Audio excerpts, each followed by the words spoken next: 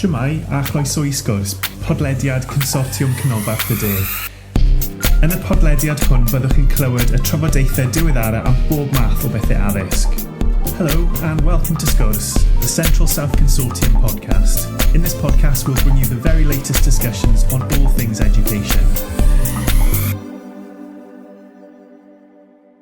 Welcome to today's podcast. I'm Nikki Hagendijk, Strategic Advisor for Humanities at Central South Consortium, and today's podcast is going to focus on diversity and anti-racism and the approaches that have been developed in one school, Ysgol Gynradd Llwyncelyn in Rhondda Cynon Taf. And I'm joined today by Gavin Ashcroft, who's Deputy Head Teacher. Hello, Gavin. Hi, how are you? Are you okay? Good, thank you. It's lovely to see you.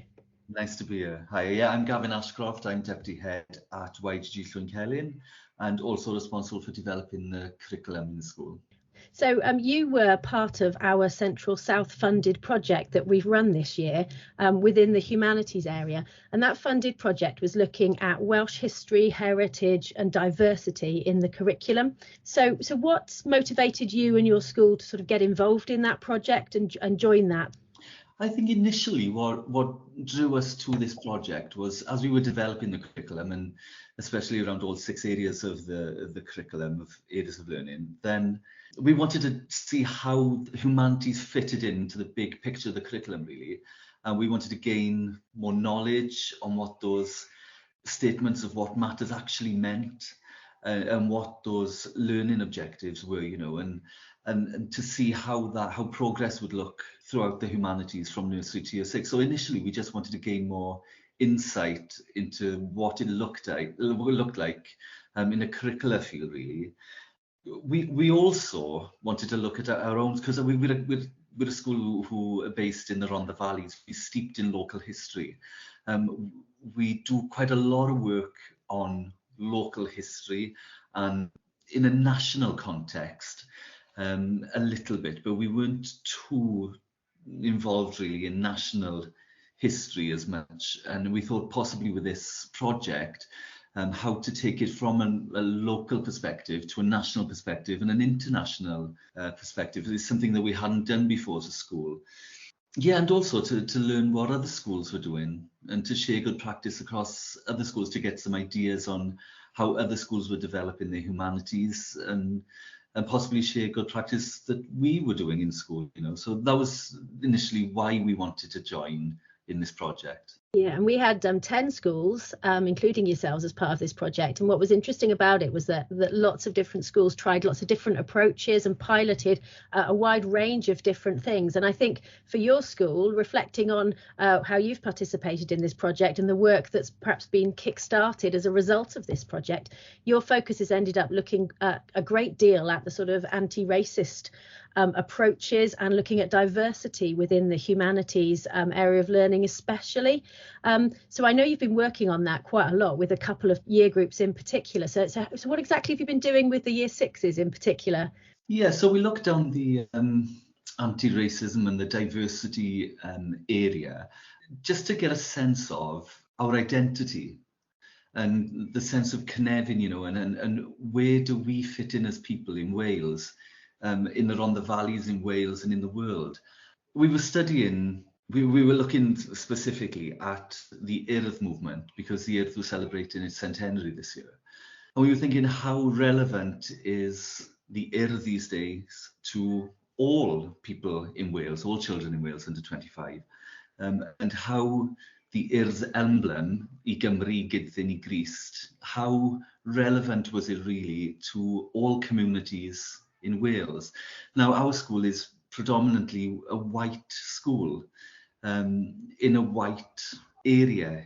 You know, it's very rarely our children have experiences of meeting people from different backgrounds, different ethnicities.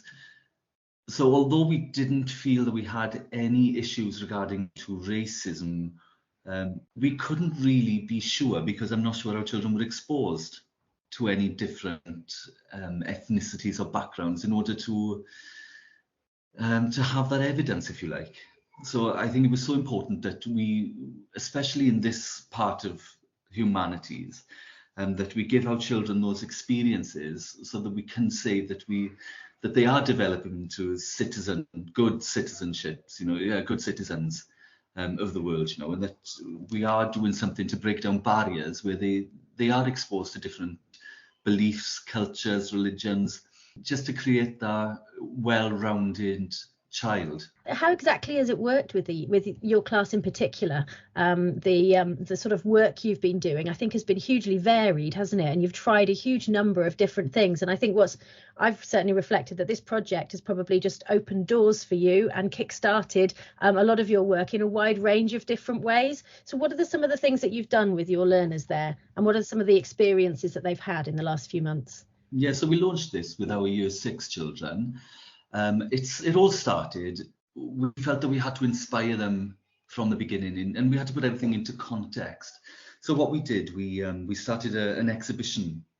We set up an exhibition in the hall with all different histories of different backgrounds of different ethnicities. And we had listening stations where they could listen to interviews with from different ethnic backgrounds. We had different families who were given their interpretations of their identities and how Welsh they felt. And we looked closely at what did they feel as children, how Welsh did they feel and why did they feel Welsh, and how did that differ to somebody who was black from Butetown and how Welsh they felt, and those differences. So that, we looked, firstly, we did a lot of work, independent work on this exhibition, and a lot of good work came from that. A lot of the knowledge base. I think they had to have the knowledge before they could move forward with any other research work. So with that knowledge and context, we invited a lot of people in. We've had Abu Bakr Madden al-Shabazz came in, who works with a lot with Bain Cymru. He was absolutely amazing because he broke down any barriers that those children had and the fears that they had. They were scared to ask questions because they were scared to offend, or they wouldn't ask certain questions in just in case that it was rude, or inappropriate. And the one thing that came from Abu Bakr was that he had said to them, it doesn't matter, you have to ask the questions, and people will understand, and it's just that ignorance, then is with the right knowledge, you can get rid of the ignorance, some of the ignorance that's out there. So that was really, really beneficial for the children to meet him and not to be scared to ask him questions that they were scared to ask previously. That was really beneficial. And we've also had interactions with Mount Stewart School, and we set up pen pals with children from Mount Stewart. And that has been absolutely great because the children have had more of an insight into how other children from different ethnicities live their lives from day to day. They've been sharing their own lives, sharing their own stories, their own backgrounds, which next week, which it culminates next week, we're actually meeting them at Mount Stewart, where they can actually talk about their identity, because we've collaborated on a questionnaire that we sent out to parents on identity and how Welsh they feel and why did they send their children to Welsh education, and do they class themselves as British, Welsh, or any other nationality. And to compare those questionnaires is going to be really interesting next week. And then what's going to follow that is we working on a dance project with June Campbell-Davis down in the Bay next week, in order to create a modern dance project based on this humanity and the knowledge that they've gained throughout this term.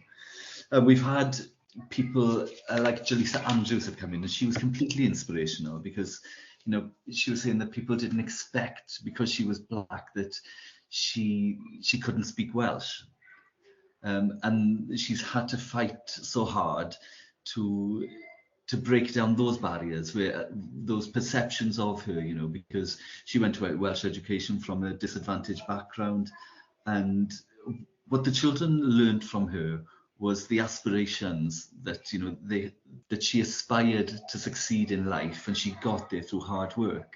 And our children certainly took a lot from that session with Jaleesa. She was absolutely amazing. Alina Khan has been into school to speak with the children. Yeah, and what's exciting, next week we'll be going down to Butetown Community Centre. We're going to see the mural "My City, My Shirt," and we're having a tour around Butetown, speaking to local people, going to the local shops. It's a completely different world to what our children are used to. And I think them being immersed in a different culture to their own will only make them more knowledgeable, better citizens of the world. And that's the idea, really, yeah. I think what struck me from the way you've described your work there is that it's been hugely focused on providing such rich experiences for the pupils to engage with people, to meet with people, to connect with people. So you've collaborated with a lot of different people, and you've invited a lot of people in, and you've involved the stakeholders as well in your local community and the parent body. So it must have been a huge amount of work, and certainly to make all these contacts and to provide such experiences for your young people. What do you think, and I know you're only partway through the work you're doing at the moment, but what do you think the impact has been on those pupils that have been involved in this work so far? Yeah, the impact has been huge. I think it's safe to say, I think that this is probably one of the most worthwhile projects that we've done as a school, because the impact is so clear to see at school and in the children. You know, they seem to be a lot more knowledgeable. It's one of those projects where something will come up in current affairs on the news on a daily basis, and that spark to start discussions happens daily. So yeah, the knowledge that the children have had from this project has been immense on so many levels, you know, on race, on disabilities, on prejudice. They think before they judge, and I think those the unconscious bias that possibly was there before has been broken down.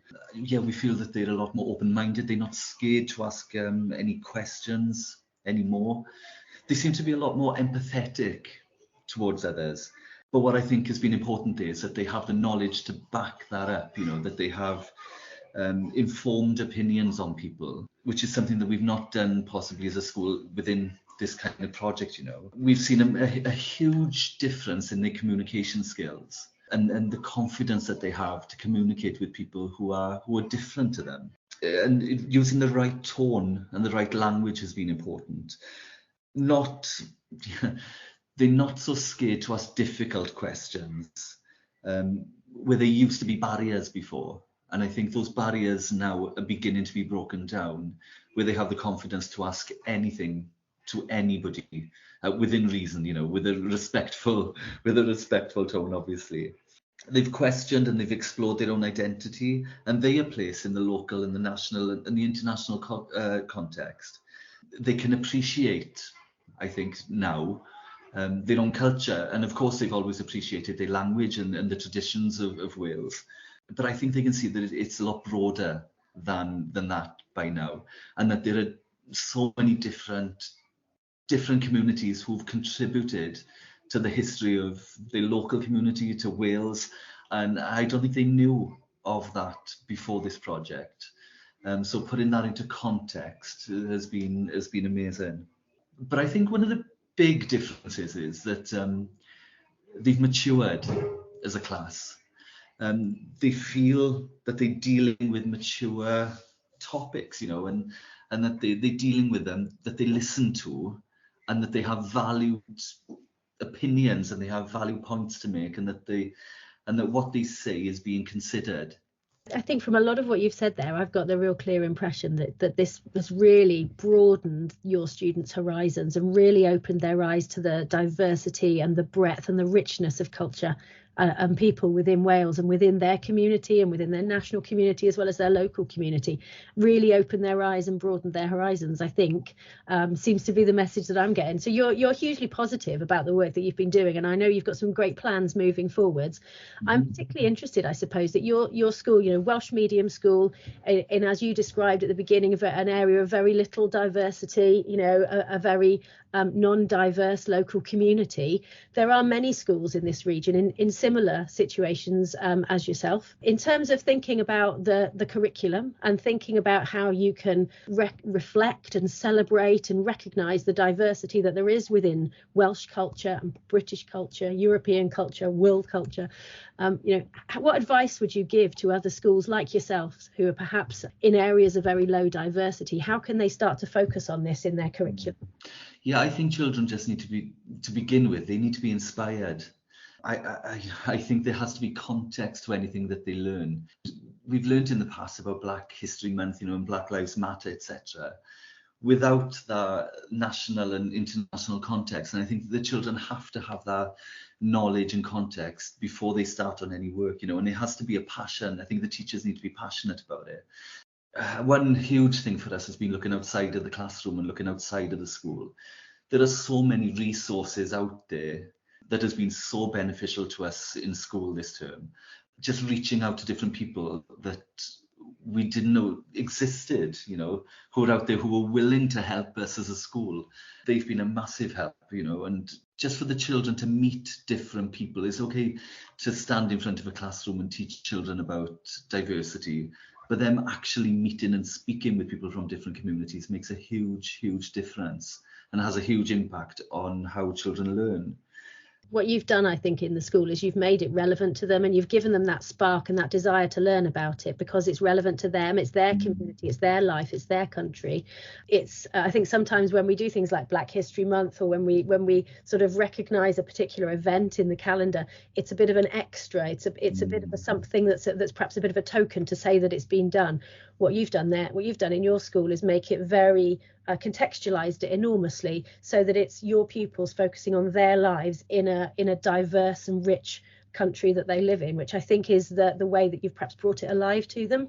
Exactly. And I think you have to give some element of trust in the children, because you're dealing with some really difficult topics and some that may have some subconscious bias that come in from home. You don't know, because there's so many differences within one classroom. And I think you just have to not be afraid to deal with those issues, whether it's sexuality, whether it's race, whether it's prejudice on any form. Not to be afraid to ask the difficult questions, because it's only through asking those difficult questions that you become knowledgeable and that you learn how to move forward and in a non-prejudice kind of way.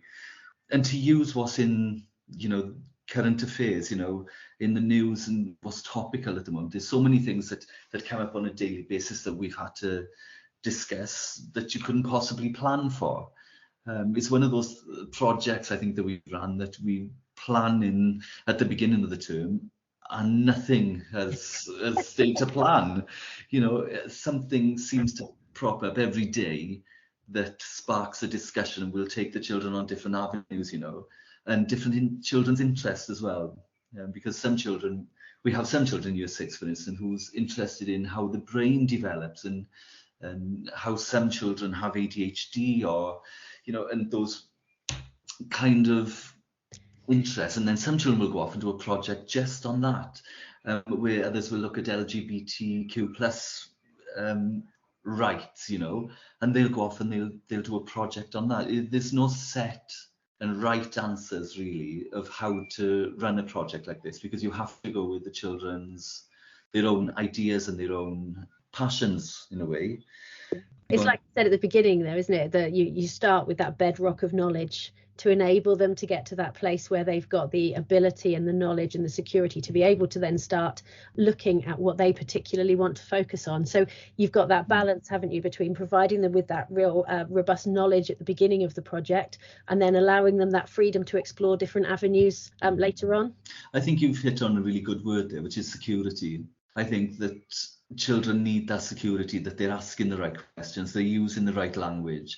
And I think we've given that to our children through this project. But if we were going to advise other schools as well, we'd say to make sure that they invite people into school and that they use the resources that are out there, from Stonewall to BAME Cymru. There are so many organisations out there who are willing to come into our schools, educate our children with a lot more knowledge than we have as teachers.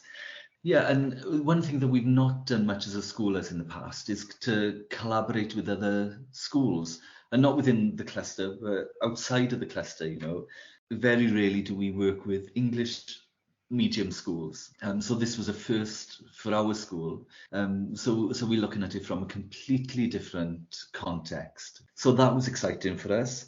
And like you say, it's all about the experiences that we can offer the children, you know, and how the 6 areas of learning really, although this was about the humanities, there are so many other areas and so many other statements of what matters that came in to this, that it all links so well to other areas of learning. Yeah, and like you said, use your parents and your community as much as you possibly can, because it all links into the bigger picture. Thank you so much for that advice, and thank you for speaking with me today about this. Best of luck for the future for this project.